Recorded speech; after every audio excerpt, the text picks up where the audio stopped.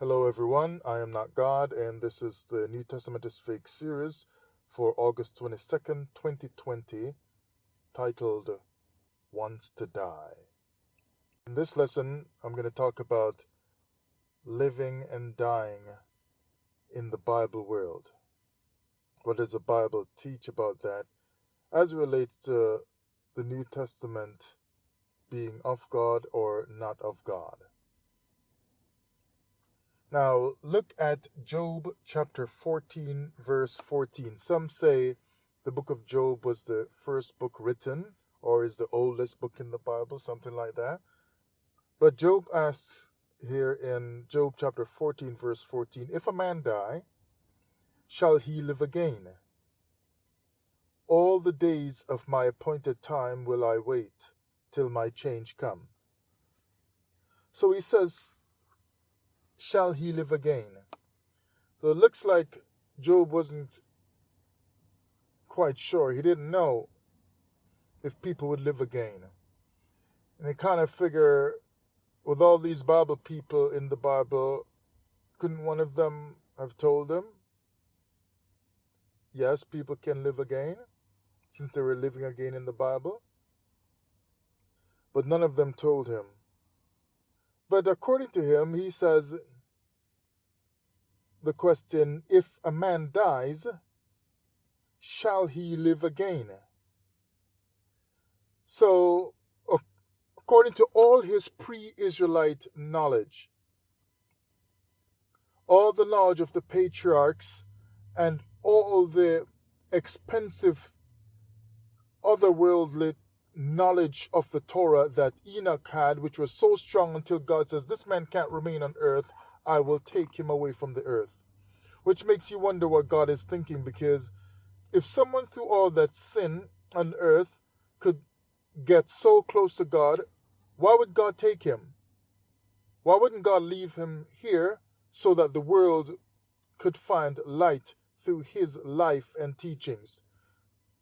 The answer to how to live righteous on earth is found by this man called Enoch, and God snatches him away from the earth, so no one could learn from him. But God of the Torah leaves behind on the earth all the people in the Bible teaching, and all the Israelite prophets and priests and so on.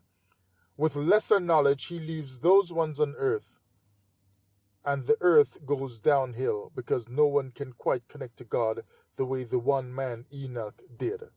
God snatched him away. Remember the last time there was a way to get eternal life with God? God snatched it away. Quick, they took from that tree. I told them not to. They can live forever if they take of this other tree, so let's snatch the tree away. Let's kick them out of the garden to keep the way of the tree of life with the angel. So it's like, you should learn in the Bible that trying to live right, going after God feverishly with everything you've got, it is a Torah doctrine, a Torah teaching, that it is a waste of your time. God will snatch it away from you. So Job says, shall he live again? So nobody seemed to have known the answer to that, even though all kinds of powerful patriarchs lived, and he learned a lot. Being closer to the time of Adam and so on, he learned a lot from what Adam left behind and others, maybe. But he still couldn't figure it out, so he says, you know what I'm going to do? This is how I'm going to drop it. I don't know if people can live again after they die. So as far as I'm concerned, all of my time on earth, all the days of my appointed time, or of my life that has been appointed to me, I'm just going to wait till my change comes, till my blessing comes, till my deliverance comes in my life. So that for what I'm going through with all my suffering in life, Job is saying, because I know they told you about resurrection and living again from what Job was talking about. But to me, he's saying, I'm going to wait in my appointed time in this life. to get my change, because I don't know if I can get it in a supposed other life, because I don't know if people live again after they die. This is where I see life happening, so I'll wait to expect it here in this life. And the Bible tells you that by the end of the book of Job, in his lifetime, he got his change. So he got his answer for his change right there, but certainly never the answer for living again, because after Job died, as far as we know, he never lived again. He lived and died and never got the answer except in his bones in the grave. Now let's run over to 2 Kings chapter 13, verse 21. Job didn't get the answer, but apparently some other people figured out that if somebody dies, you can live again by the God of Israel. And keep in mind, I'm going to bring this over to the New Testament because you are listening to the Yalak Emet channel, Twitter, YouTube, Patreon at this time. The New Testament is fake series. So 2 Kings 13:21.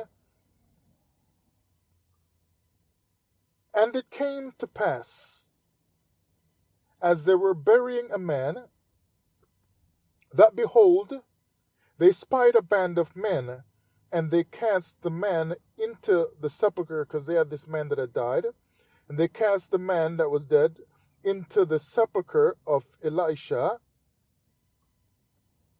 And when the man was let down and touched the bones of Elisha, who was dead, because Elisha was dead and buried, he revived and stood up on his feet. Obviously, this account here is telling us that someone in the Torah days died and lived again. It's kind of funny that Elisha, being dead, had enough life in him to give life to somebody else who had died. But that same life could not cause himself to live. The wonderful world of Torah. But at least the man lived again after he died. Now, did this man face judgment? We would have to answer no, because the scripture does not point that out. He was not judged for his life, or his good or his wrong deeds, but at least we know he lived again. I won't read this one, but Ezekiel 37 says, can these dry bones live again, prophesy, and so on, and we know it seems to be in some spiritual sense the dry bones of Israel lived again, meaning life came back to the nation of Israel. So it seems that in a spiritual sense, life can be expected after spiritual death, which would also mean after physical death, because Israel cannot come back to spiritual life if the people do not return to physical life. And elsewhere the Bible says, in that day they will bring out the bones of the dead, and so on. So it seems that there's a spiritual and a physical life that happens after spiritual and physical death.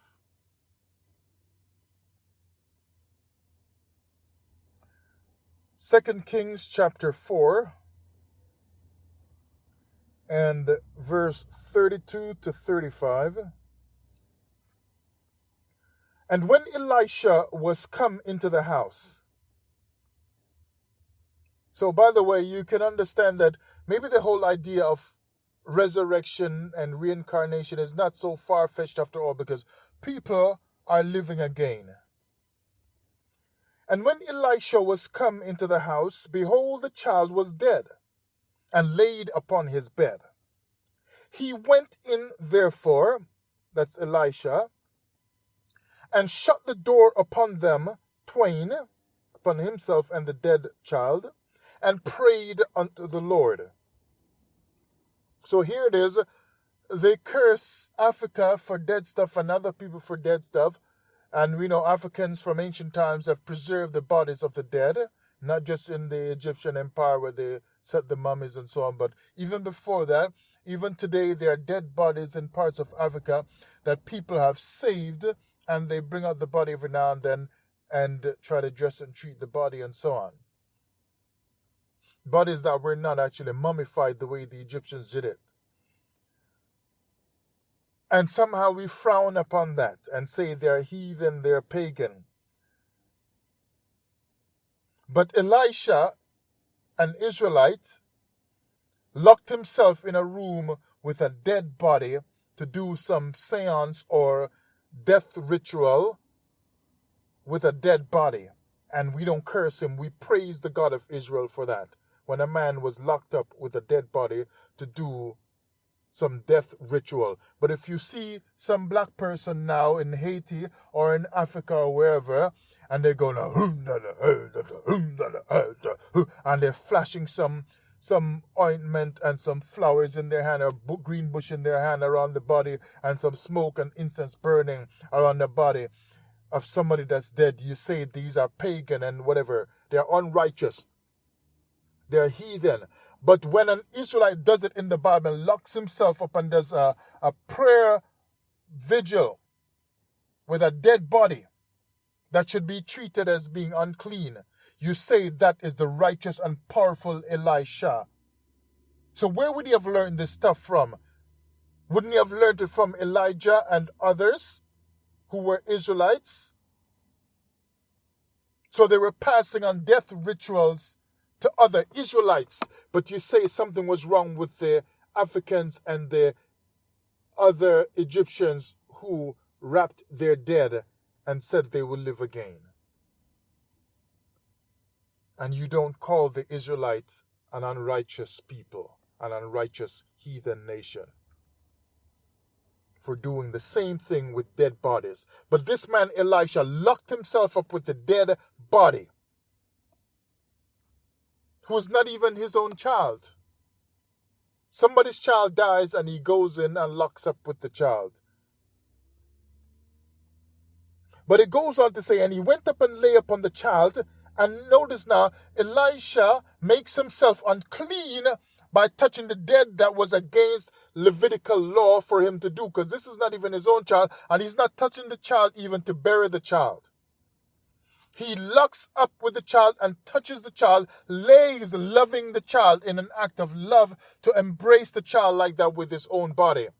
And he becomes unclean and can enter the presence of God in prayer to get a miracle, even though he just made himself unclean by touching the body of a dead person.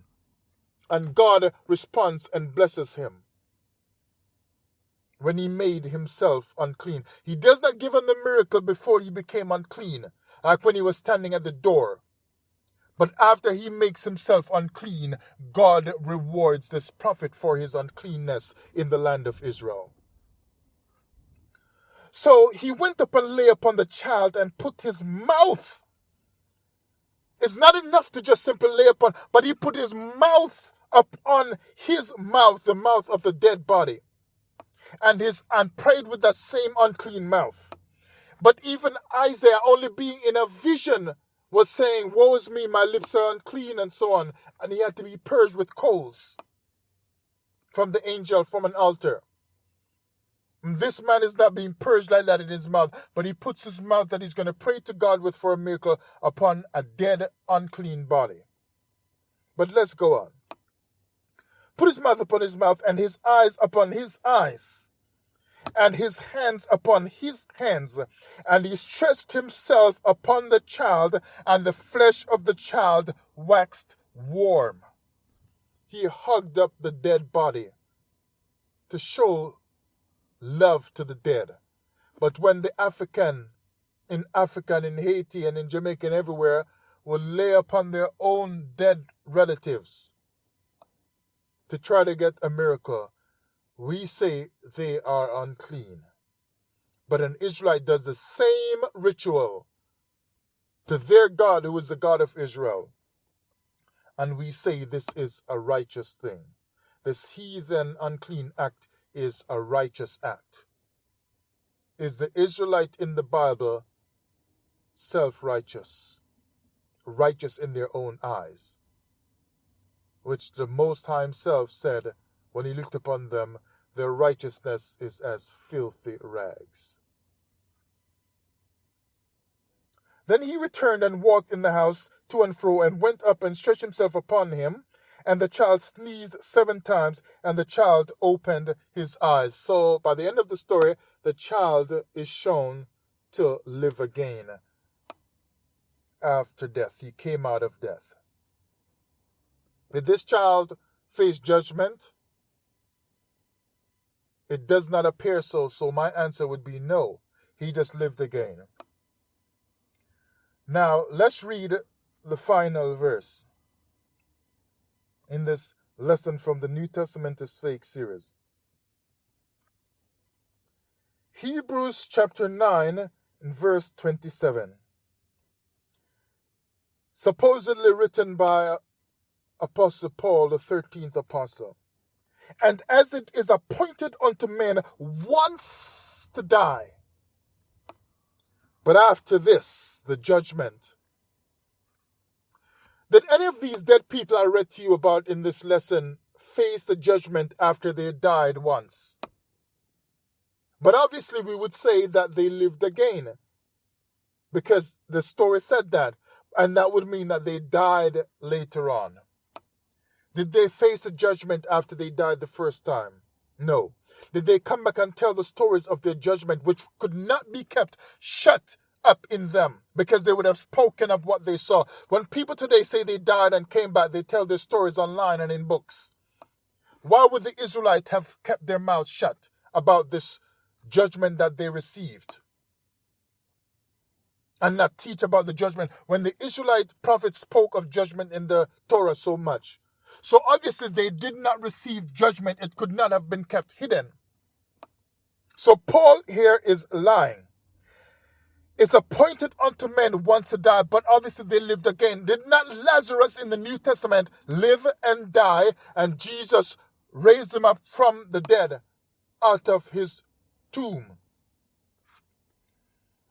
before he had a judgment? Because they say the judgment should come in the end times, at the end of the world. That's a strong New Testament teaching. Did Lazarus get his judgment after he died? Obviously not. And he died again later on, because he's sure not living today. So the New Testament, being fake, teaches here that the Apostle Paul taught that it is appointed unto men only once to die, which then means once to live. But Lazarus lived more than once, and these other people in the Old Testament lived more than once, because they were brought back to life by the power of God. So Paul is saying once to die and once to live, because obviously you can't live a second time if you didn't die somewhere in between. This clearly shows that the New Testament is fake, and that the Apostle Paul is fake as well, was a false prophet. You have just heard my next lesson in the New Testament is Fake series, Once to Die. Am I correct, or am I correct about what I have taught in this lesson? Will you watch my next video to learn more of the truth of the Most High? How can I stop myself?